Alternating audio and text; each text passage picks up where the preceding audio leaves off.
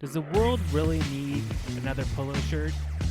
Well, we had the chance to try the Oliver District Polo. Let's watch our review to find out more.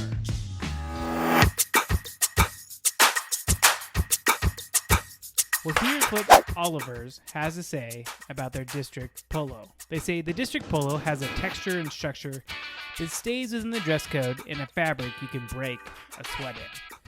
They also say the District Polo features performance cotton, moisture wicking, antimicrobial. It's got a peak weave, breathable, and commuter essential. What do we love about the District Polo? Well, the first thing that we really love about the District Polo is that it doesn't look like a performance polo. It's got that peak texture that looks very cotton-esque, and it's got just a little bit of polyester to have that extra stretch, but it looks like a nice polo shirt.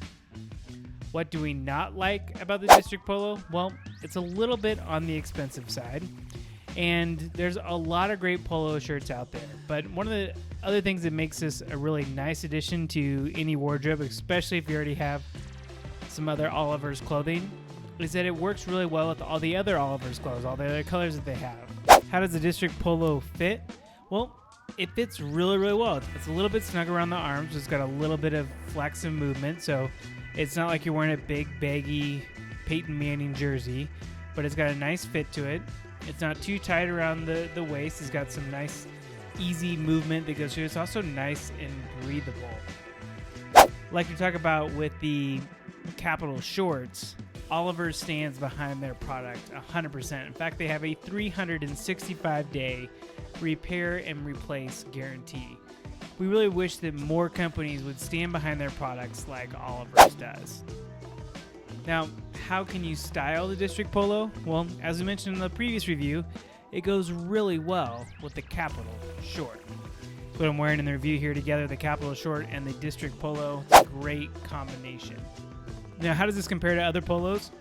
We're going to be doing a full polo roundup here very shortly, comparing the Oliver's District Polo with the Mizzen & Main Polo, with Under Armour, with some other brands we've had a chance to try out, with even Everlane.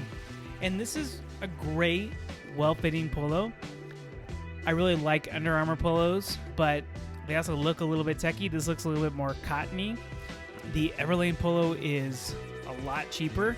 In fact, it's like half the price, but it doesn't have the same technical features that the Oliver's polo does here. So it is a great choice if you want to spend a little bit more on a polo. It's going to last you a long time. Now, I don't know how this will hold up over time. I just got it, worn it a couple times.